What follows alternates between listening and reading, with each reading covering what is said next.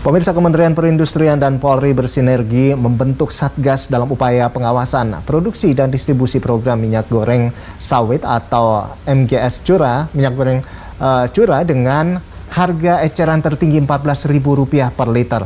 Lantas apa tugas utama dari Satgas Gabungan Minyak Goreng dan bagaimana mekanisme pengawasan distribusi minyak goreng curah? Langsung saja kita akan bahas bersama dengan Inspektur Jenderal Kementerian Perindustrian, Pak Mas Rokan, dan juga Kepala Biro Penerangan Masyarakat Divisi Humas Polri, Brigjen Pol Ahmad Ramadan.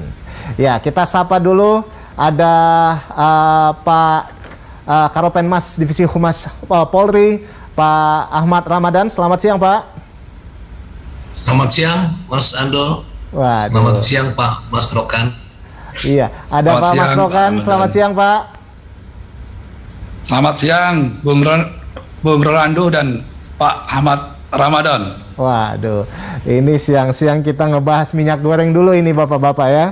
Baik, yang pertama saya mau bertanya langsung ke Pak Ahmad Ramadan. Ini Pak Ahmad Ramadan, bisa dijelaskan apa sebetulnya tugas utama dari Satgas Minyak Goreng ini, Pak?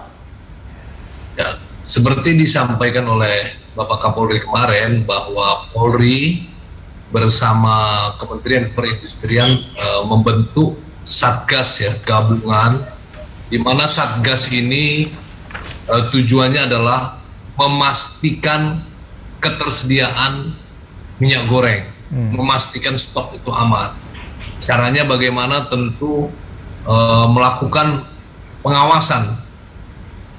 pengawasan terhadap produksi dan juga distribusi ya dari level 1 ya, distribusi 1, 2, 3 sampai ke tingkat pengecernya. Sekali lagi intinya adalah untuk memastikan ketersediaan minyak goreng di masyarakat. Baik. Lalu bentuk mekanisme pengawasannya seperti apa ini, Pak? Distribusi minyak goreng ini? Pengawasan itu oleh Satgas Pusat ya. Satgas Pusat itu adalah Satgas di Mabes Polri dan di Kementerian Perindustrian, dan tentunya di Polda-Polda sampai ke Polres ya. Di Polda tentu kalau di daerah ada dinas-dinas di bawah pemerintah daerah turunannya. Nah ini bentuknya adalah melakukan pengawasan dari hulu sampai ke hilir ya. Ya, kita melakukan pengawasan dengan menurunkan personil. Selain Satgas, kita dibantu juga pengawasan oleh jajaran intelijen daerah, kemudian Babin Kamtibmas, melakukan pengawasan produksi sampai ke distribusi sampai ke tingkat pengecer. Jadi mulai dari pusat sampai ke daerah, kita akan pastikan, kita akan kawal ketersediaan minyak goreng sampai aman, stok aman dan ketersediaan sampai ke masyarakat. Baik. Kalau sekarang saya mau ke Pak Mas Rokan, ini seperti apa Pak terkait dengan pengawasan pendistribusian ini dari produsen hingga distributor yang memang sudah terikat kontrak begitu ya untuk menyediakan pasokan minyak goreng, Pak? Silakan, Pak. Ya, terima kasih. Jadi begini, Bung, perlu saya jelaskan dari awal bahwa sebetulnya untuk melaksanakan Peraturan Menteri Perindustrian Nomor 8 tahun 2022 tentang penyediaan minyak goreng curah bersubsidi itu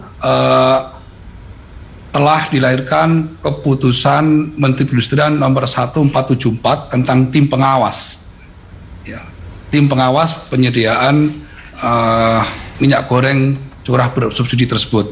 Nah, tim pengawas ini terdiri dari beberapa instansi, ya. Ada dari Kementerian Perindustrian, ada dari Satgas Pangan Polri, ada dari Kementerian Dalam Negeri, Kementerian Keuangan, Kementerian Perdagangan, dan juga dari Pemda. Ya. Ada 8, termasuk dari Kementerian Menko Perekonomian.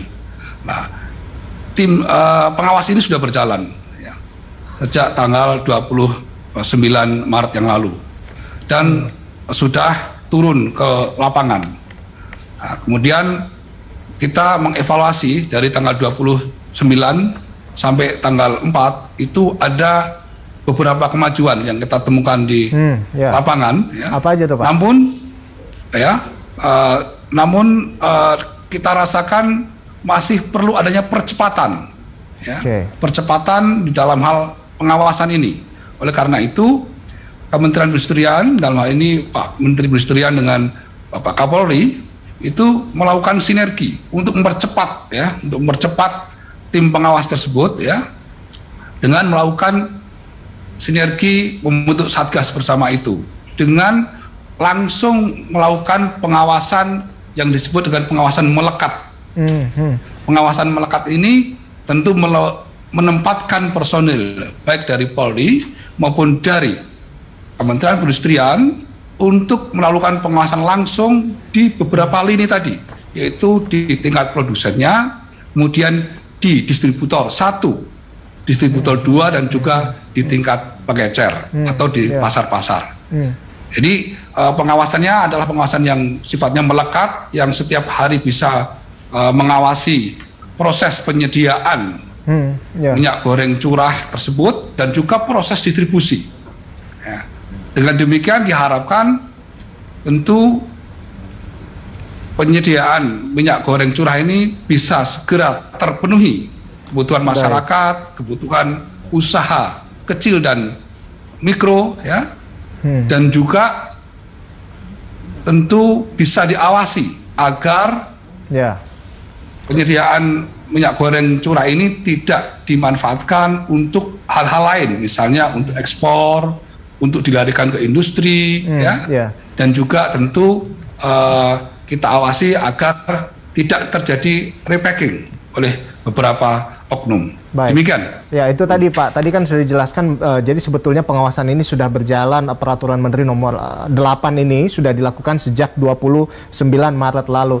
Lalu tadi seperti apa Pak? Apa saja yang sudah ditemukan sejauh ini terkait dengan hal ini?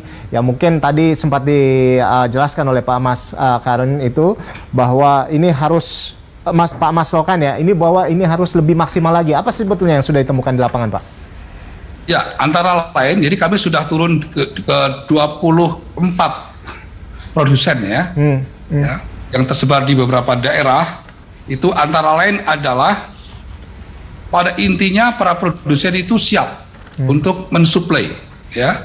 Bahkan yang pengusaha atau produsen eksportir pun yang biasa mengimpor minyak itu juga patuh, ya, terhadap peraturan Menteri Perindustrian nomor 8 tahun 2022 ini. Namun di dalam proses perjalanannya adalah ada beberapa distributor yang karena biasa eksportir, dia tidak biasa melakukan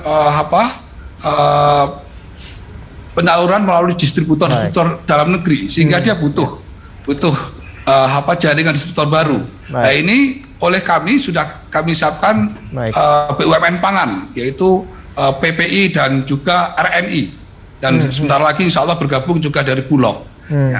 Karena memang adanya beberapa distributor yang belum melakukan purchase order, ya, itu sehingga ada keterlambatan di dalam penyaluran ini. Jadi di sini kita akan urai bersama-sama nanti dengan Polri juga kita akan menemukan, karena kita akan melakukan pengawasan melekat, tentu bagi produsen yang belum menyalurkan akan kita push, ya Pak Ramadan, ya, kita push untuk segera menyalurkan. Kemudian bagi distributor yang tidak mengajukan PO, segera kita dorong untuk melakukan PO, sehingga bisa menyalurkan kepada pengecer. Jadi ini hal-hal yang barangkali ditemukan di lapangan. Yang sudah sempat ditemukan di lapangan, ya Pak, ya. Baik, Pak Ahmad Ramadan dan Pak Mas Lokan, kita akan kembali usai jeda dan kita masih akan membahas terkait dengan 1001 cara atasi minyak goreng. Tetaplah bersama kami pemirsa, hanya di Lunch Talk.